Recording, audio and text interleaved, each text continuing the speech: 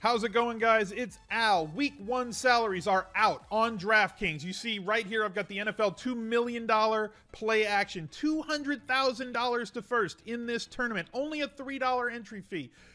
I mean, I'm psyched that NFL season is finally back. We're sitting here on the 25th of July. This is going to be my way too early first look lineup for Week 1.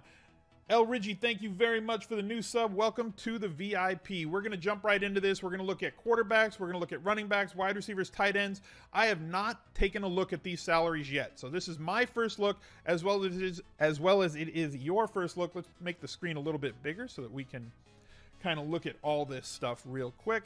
Quarterback. You guys know I like to pay down, but let's look at all the different salaries that we have here. If you're watching this video on YouTube, please give it a like.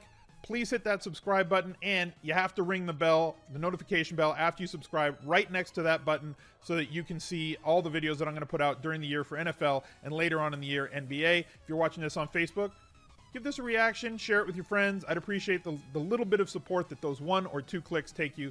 So thanks for watching, and let's get right into it. Looking at the salaries for quarterbacks, pretty typical, right? The top guys are sitting just over $6,500 to $7,500. Quarterbacks don't get all that much priced up. I tend to look below 6K. 1, 2, 3, 4, 5, 6, 7, 8, 9, 10, 11 guys total. 11 guys are above 6K. One of them, Patrick Mahomes, in Los Angeles against the Chargers. Andrew Luck is back from his injury at 6,100. Probably going to be pretty popular. Russ Wilson against Denver. Is that Denver defense going to be as sound as it was before? Phil Rivers against Kansas City. Their defense got pretty decimated during the offseason. This could be a really good spot for Phil Rivers at 6,400. Like him for tournament lineups if I'm kind of thinking ahead. I'm just going to try and build one lineup with a cash game philosophy behind it. Going to try and stack a wide receiver with a quarterback if I have to. Ben Roethlisberger at Cleveland. Road Roethlisberger, but Cleveland Browns. Are these the new Browns or are they the old Browns? Are they that much better? Are they going to be able to stop this game? Stop this offense in this game? Is Le'Veon Bell going to be ready to roll 100%? I have not looked at running back salaries yet. I'm going to take a look at them. I would probably rather roster Le'Veon Bell in Week 1 than Ben Roethlisberger. But if you want to go contrarian, Roethlisberger to Antonio Brown and just avoid the, if you want to pay up to be contrarian, everybody's going to go for Lev Bell there. So you just go for Antonio Brown just to kind of slide it a different way. Deshaun Watson, probably everybody's favorite. We saw what happened in New England's defense was really bad at the beginning of last year. As the season went on, they got much more stingy, but with Watson coming back from that ACL, is he going to be ready to go in Week 1? Tampa Bay without their quarterback who's suspended for the beginning of the year. Winston is out. Drew Brees without Mark Ingram. Kamara's going to get a lot of the workload. Are they going to throw a little bit more? Drew Brees coming in last year with his worst passing output in like 6 or 7 seasons. Is this going to be a situation where all of a sudden he's going to, bounce back to the Drew Brees of old, or is this just the new way that the Saints are running this offense? We're going to have to find out. I think 6,800 is a bit steep for him in cash. Cam Newton and Tom Brady up top. Looking down at the realm that I like to pay for. Andy Dalton ahead of Garoppolo, but Garoppolo priced down because of the matchup with Minnesota in Minnesota. Probably going to fade him there. Bortles, not somebody I'm really all that interested in going after. Alex Smith against Arizona is interesting, but not thrilling. Winston is out. Dak Prescott has nobody to pass the ball to. Absolutely nobody to throw the ball to. Don't know if I want to invest in him, but Tyrod Taylor at 5,400 at home against Pittsburgh. And I don't need to stack him with anybody, but I'll wait to see what the prices are for those wide receivers that he's got surrounding him. 5,400 for Tyrod Taylor is kind of right up my alley, right? We're looking for, 15 fantasy points out of him. He averaged 14.7 last year with absolutely no receivers. Now he's got Gordon. He's got Landry. He's still got Duke. Not still, but they still have Duke Johnson. They have 2 good pass-catching running backs in Hyde and in Chubb as well. They've got Njoku, who is an absolute stud that I think is on the verge of a breakout. Tyrod Taylor may be my guy for Week 1 in this way too early first look. Fitzpatrick going to probably start for Tampa Bay instead at 5K. I think I like Tyrod more than I like Fitz there. Case Keenum for Denver against Seattle. Also in play for me. Seattle's defense is not going to be as good, at least against the pass, as it was last year. It's going to be interesting to see what they do with running the football. Can they mask that defense or their defensive struggles or their potential defensive struggles by running the ball a lot more and deflating it, kind of like the Cowboys did 3 years ago with Murray. But we'll have to see through preseason what they do. For me right now in the first look, it's going to be Tyrod Taylor is going to be the guy that I want to plug in at 5,400. Let's look at the guys that are cheaper before it just slides me over here. Here's your dude right here. If anything happens to Flacco, Lamar Jackson's going to be the highest owned player in week 1. If anything happens to him in preseason, if Flacco has a flaring up of that back injury, if he gets hurt in preseason, if he does something in camp, or if Lamar Jackson just straight up wins the job, which I don't expect him to do early in the season. I'm not expecting him to be the week 1 starter. But if something happens to Flacco, Lamar Jackson's going to be the guy at 4,600 to own based on the way that these salaries break down. Moving on to running backs. All the way at the top, team jam them in. Le'Veon Bell, David Johnson, Kamara right there at 8,500. Ezekiel Elliott at 77. Carolina really tough against the run last year. Fournette against the Giants is interesting. It is on the road. Fournette lighter coming into this season. I think that he's going to be an absolute monster. Not really somebody that we want to, you don't really want to hang your hat on him in terms of full PPR, which DraftKings obviously is, but it's not like he's a zero. He's not a LeGarrette Blount type. I mean, we're seeing he's got consistent usage in the passing game. Not quite Le'Veon Bell, not David Johnson usage, not 8, 10, 11 targets with 6, 7, 8 catches, but 4 catches is just not terrible, guys. He's getting the swing passes. He's going to get all the goal line work. They're going to feed him 20 to 25 times on the ground. 30 touches for 7,100, 25 to 30 touches for 7,100 definitely seems like something that I want to pay for. Albeit he's on the road, they are going to be favored. We're looking mostly for home favored running backs with 7 points or more. I have not looked at what the lines are for week 1. This is just a first look, and it's a way too early first look at that. So Leonard Fournette, somebody that I'm considering here. Gordon against KC, also interesting at 6,800. Saquon Barkley against Jacksonville, I'm probably not going to go that route, but we'll see as the preseason goes on. If it was going to be one of the 2 running backs in that game, I'm probably going to go with Fournette. Joe Mixon against Indy is interesting, considering that he could be the guy to get a ton of volume right here. I think he's going to split a little bit with Giovanni Bernard. I'm expecting maybe a 60-40 split in terms of total touches. Bernard getting a little more work in the passing game. This is the issue for me. The amount that they were actually using him late in the season is a problem in the passing game. I like the carries. 18 carries here. 1 target, 3 targets, 1 target, 1 target for 6,100. As bad of a rap as Leonard Fournette gets as not being involved in the passing game, way more consistently involved in the passing game than was Joe Mixon last year. GQ, thank you for the new sub. Appreciate you. Lesean McCoy against Baltimore. Too much up in the air right now with McCoy for me to consider him. Kenyon Drake right now is the starter. He's the guy. Very interesting for me in this position at 5,900. Jerick McKinnon against Minnesota. Revenge game, but in Minnesota against a really tough defense. I'm probably going to fade that, at least in terms of cash. I'll probably have a sprinkle for tournaments, depending on what I think the percentage owned is going to be that week. Sony Michele, need to know how involved he's going to be in the offense. Is he going to take over the Dion Lewis role in this offense? Don't know. We think Burkhead's going to be the guy at the goal line and take over that role. Everybody in Belichick's offense in terms of running backs, we talk about how hard it is to find them and how hard it is to use them. But typically speaking, we have these guys and we know what they are. Which running backs in the chat? Let me know, guys. Which running backs do you like the most on this list? If you see somebody on this list that you think is going to, bust out week 1, somebody that might have a ton of volume, let me know in the chat and we'll try and talk about him as well. Alex Collins against Buffalo, definitely. Alex Collins, somebody that was getting a ton of volume at the end of last year. I think he's just straight up hashtag good. Getting involved in the passing game as well. 5,600 is probably way too cheap there. Ivory as well. Somebody, if LaShawn is out, is going to get a lot of usage. Don Wheely, thank you very much for the follow. Or for the new sub. Apologies for that and appreciate you, brother. Looking down a little bit on the salary scale. Let's see if we can find some sleepers down here. Carlos Hyde at 4,500. It's going to depend on who wins this starting job, right? We need to know.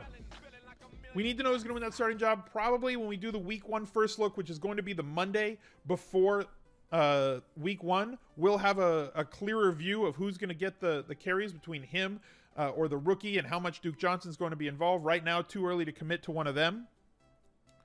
Carson, if he wins the starting job at 4,500, very interesting. Burkhead against Houston. I know Houston is going to be healthy. J.J. Watt back. They've got the bookend defensive ends with him and Clowney. Probably not going to go with Burkhead against Houston in this spot. Nick Chubb would be the other part of that Cleveland backfield that we're going to think about. You guys know me. I want to load up at running back. I want to pay. Right here. Kamara, also interesting, but Fournette, too big of a value at 7,100 for me to ignore. Those are the two that stood out the most to me.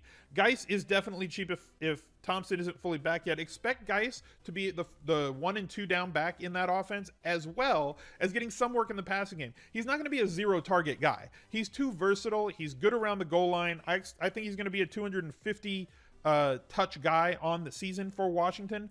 I just want to know how many targets he's going to get a week. Is it going to be 2 or 3, or is it going to be 4 or 5? Are they going to keep Chris Thompson to like 10 touches a game, which is kind of what they should do based on his size and his ability to stay healthy? They need to get him involved, but they can't just feed him the ball. He's just not that durable a back.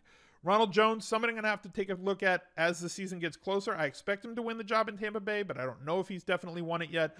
It's going to depend on camp. We're going to have to see what goes on. Barkley at 6.7.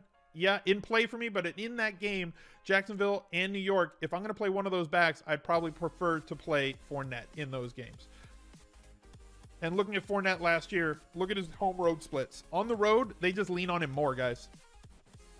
You know, 21 fantasy points in road games last year, 16.4 points per game on in his home games last year. In terms of a per game basis, he got more yards per game on the road. He averaged more yards per reception on the road. He was getting about the same amount of usage in the passing game. Touchdowns, obviously, he scored more on the road because they were relying on him more. This is a guy that I want to hang my hat on at 7,100 right now in week 1 in the end of July. Going to wide receiver, let's go. Cornelius Hawk, thank you very much for the new sub. Going to wide receivers. Antonio Brown is one that I told you if you wanted to pivot off of Bell to be contrarian in week 1, Antonio Brown is going to be the way to do it. Very easy, very typically... if everybody's going to be on Bell, if it's going to be like 60% or 50% Bell, but only 20% Antonio Brown in tournaments, it makes sense from a leverage point of view to fade Le'Veon Bell. There's plenty of other running backs you can go with and go with Antonio Brown. Don't know if I can fit him into this lineup just yet. Let's plug a 3K defense, right? Because that's just what we do, right? We just look for like a defense around the middle so that we can figure out what we got to do with the rest of our lineup. So we'll just jump on that real quick. Titans, Miami, interesting. Chargers, KC. As much as I like Mahomes, he could turn the ball over, especially in his first road game. I love the Kansas City offense, though. Redskins against Arizona, interesting. 2,800. Seattle on the road. Panthers at home against Dallas. There, 3,200 for defense. That's fine with me. I usually pay no attention to the defense in these first looks. I go between 2,800 and 3,200 just to see what fits, to see what else we can get at these positions. We have an average remaining salary of 4,900. Picking a tight end, position that I usually like to go cheap at. Gronk is 6,900. Probably not going to pay for him. That's got to be a joke. That's a joke. Come on, DK. Come on, Markness. They did that 100% on purpose. That was a manually set salary for Rob Gronkowski. There's no way that the algorithm spit out that nice a salary for Rob Gronkowski. That was definitely manually altered for the jokes. So good to know that they're on board with all the jokes at DK. Well done, fellas. Good job. Travis Kelce at 6,400. Greg Olsen, 54. Delaney Walker against Miami, who was terrible against tight ends last year. 4,900. Evan Engram, I expect to take a big step back this year, guys. I know that people are high on Evan Engram. Evan Ingram's target count and his usage rates last year were the result of Odell Beckham being out, everybody else being injured in the wide receiver core for the New York Giants, and they had nobody to hand the ball off to and use out of the backfield. They drafted Saquon Barkley. I expect 300 plus, possibly touching up or getting up to about 350 touches on the year, and Odell Beckham's back and is going to dominate in terms of the target market share. I think that him, Shepard, Engram, and Barkley are all going to be the top 4 receiving targets on that team, and Barkley's going to be 2 or 3. Odell's going to be number 1. Barkley's going to be 2 or 3. And maybe Evan Engram is the last guy or the third guy out of that foursome, with Shepard kind of bringing up the rear there. It's better for on-field football than it is for fantasy football. I don't want to pay $4,700 for Evan Engram. Jordan Reed, if healthy, has been outstanding, but is he healthy? Can you pay $4,000 for him? That's right about where I like to pay, $4,000 and less for my tight ends. Jack Doyle, they brought in another tight end there. They brought in Ebron. Is Jack Doyle going to get enough love? Yes, Luck is back. If he's back, they're going to throw it a ton more, but Jack Doyle's not going to see the amount of targets that he saw last year. I still think he's going to be the lead guy, especially around the goal line. As young as Ebron is, he might split there. Probably going to avoid this situation here. We could go for some correlation with Njoku, but Pittsburgh very tough against tight ends last year. Not really a way that I wanted to look at, or at least go with. Vance McDonald, based on what they're saying about his usage is going to be this year, that game against Jacksonville is probably not going to be the norm, right? But if he's 3rd or 4th on this team, if he's 4th on this team in terms of target market share, behind Antonio Brown, behind Juju Smith-Schuster, and behind Le'Veon Bell, that's still enough for a tight end at 3,200 to produce value. Like, we want 9-10 points out of him. 4 catches for 50 yards. 4 catches, 52 yards. 4 catches, 52 yards.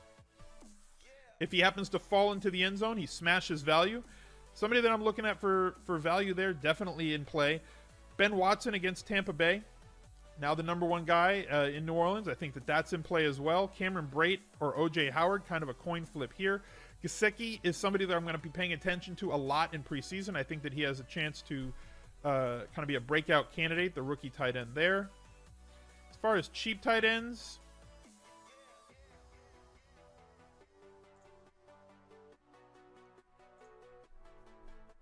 the show got a little blue. Gronkowski is 6,900. Jake Butt is named Butt. 2,700. I want to see what his usage is. I want to see how much he's on the field and how many routes he's running a game or how many routes he's running based on snaps that he's on the field. I don't know if they're going to use him completely as a blocking tight end. I don't know if they're going to let him run routes, but I think that this kid has some talent at least to contribute for an offense that is going to have to use the tight end as a safety valve, especially around the goal line with Demaryius Thomas being the only really big target that they have. Brate as the... Brate at 3K was brought up in the chat. Don't hate it at all.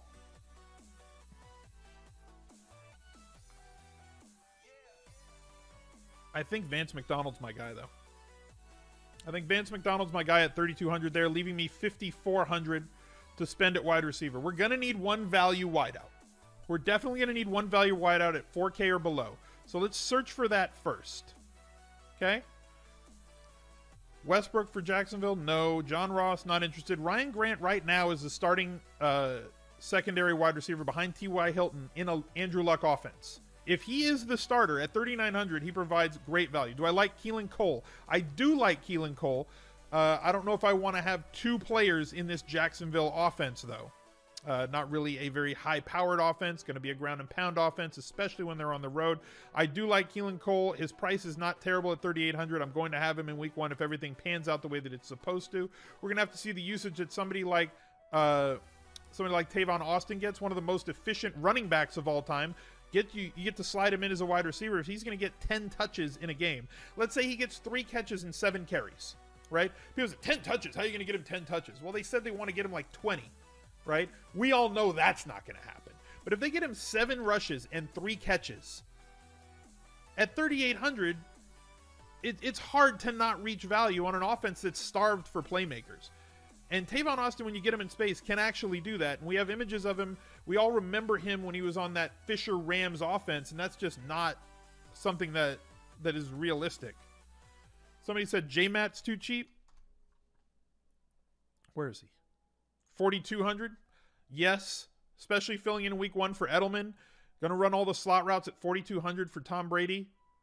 Good shout at 4,200. Let's plug him in real quick. See, I went all the way down to like under 3K. Could have missed a value play there. Wilson, now in Miami. Albert Wilson, if he's going to be the main target getter there.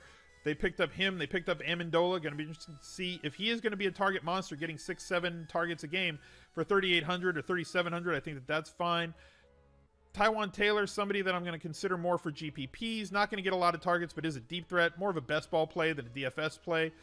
You don't know when he's going to go off. Doxson, solid too.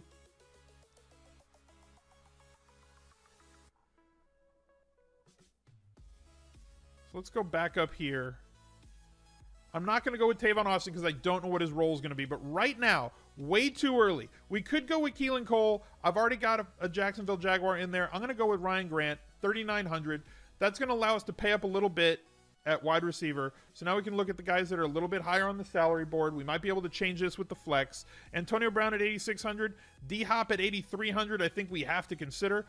Mike Thomas against Tampa Bay.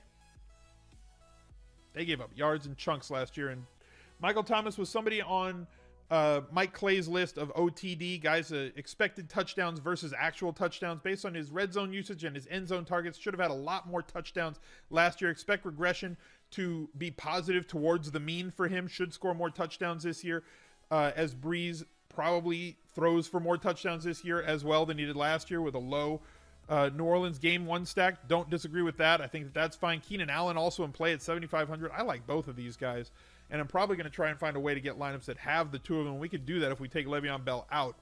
Could easily go here. Could take Le'Veon Bell out. Could go here. And then have 7,700 for a running back like Ezekiel Elliott, although it's a bad spot for him. You could definitely get that done, guys.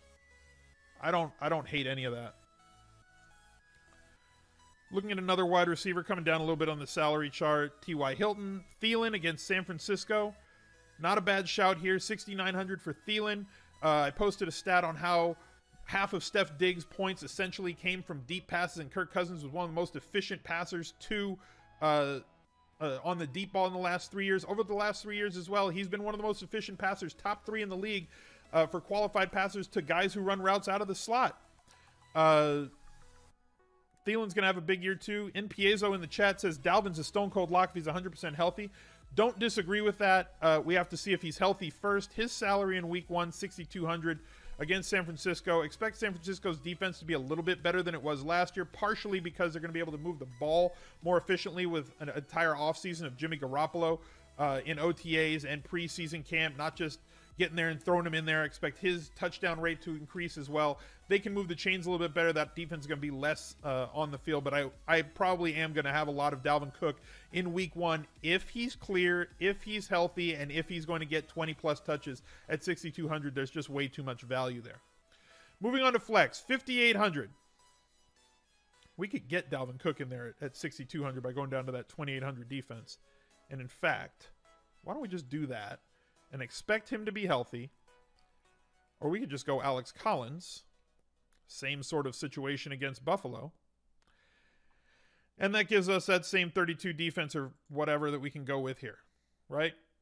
Panthers against Dallas. So we're looking at Tyrod Taylor, Le'Veon Bell, Leonard Fournette, J-Matt as the slot guy for New England against Houston, Ryan Grant as the number 2 wide receiver right now as it stands, unless he loses that job in preseason, against Cincinnati, Michael Thomas, our lead wide receiver, against Tampa Bay, who gave up yards and chunks, especially on the deep ball. This is a spot that he could potentially blow up. Vance McDonald at 3,200. We could go up to 3,400 for a tight end if we choose. Expect him to play a big role in the Pittsburgh pass offense this year. Probably their 4th guy in terms of target market share. And Alex Collins as well, getting 20 touches a game. We're going to get Bell, going to get 30 touches. Fournette going to get 25. Collins probably going to get 20 to 25. And any defense you want for 3,400 or below. I think that that's a pretty solid first look going to be a month out. I wonder if this lineup's going to still be effective in week 1. Give me a comment down below. on this video and let me know what you think. Players that you think I might have missed, players you think you like, or combinations that you're looking for in terms of pass catcher and quarterback stacks that you're looking at in week 1. If you haven't already, subscribe to the channel, like the video, and make sure that you ring that bell for the notifications so you can know the next time that I have a video live here on YouTube, or share this video if you're on Facebook with your friends so we can spread the love. And I'll catch you guys later. Can't wait for week 1. Bye, guys.